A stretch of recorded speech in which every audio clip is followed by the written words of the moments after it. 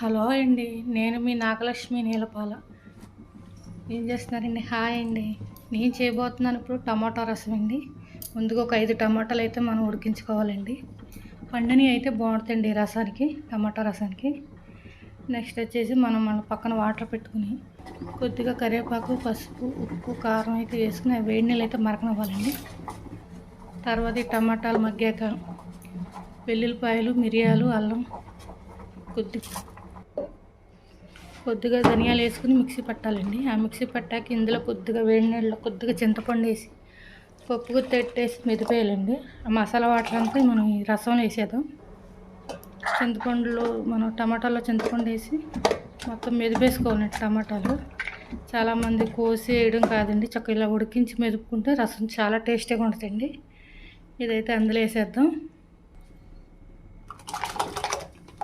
వేసేసి అయితే మన రసం అయితే అన్ని ఇంగ్రీడియంట్స్ పడినట్టే మరిగించాలండి. ఇప్పుడు పచ్చిమిర్చి వేసాను, మీకు చెప్పేనా లేదు. కరివేపాకు ఇవన్నీ వేసి మరిగించేసి నెక్స్ట్ అయితే మనం తాలింపు వేసేసుకుందామండి. పక్కన తాలింపుకి పెట్టేసుకుందాం ప్యాను. పోపు దినుసులు, ఎండుమిర్చి, తాలింపు సంబంధించిన అందరూ తెలిసిందే కదండి. తాలింపు అయితే పెట్టేసుకున్నాం. వేడి చారు గుంజు నెట్టుకున్నా రొప్పగా ఉన్నా చాలా బాగుంటుంది టమాటా రసం. తప్పకుండా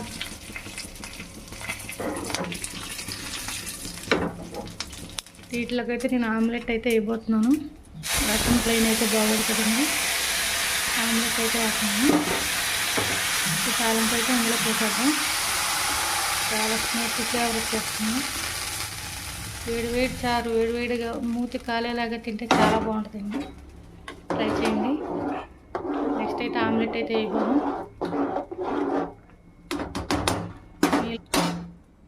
నెక్స్ట్ అయితే ఆమ్లెట్ అయితే వేయబోతున్నామండి.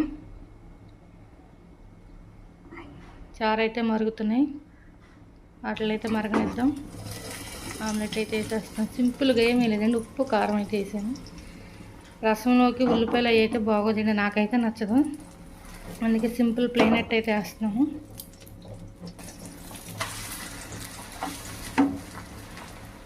మీరైతే ఎలా చేసుకుంటారో నాకైతే కామెంట్ చేయండి.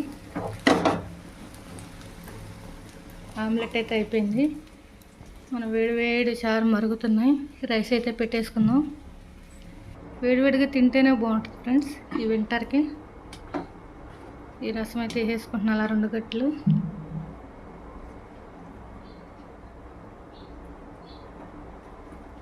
చాలా బాగుంటుంది. ట్రై చేయండి.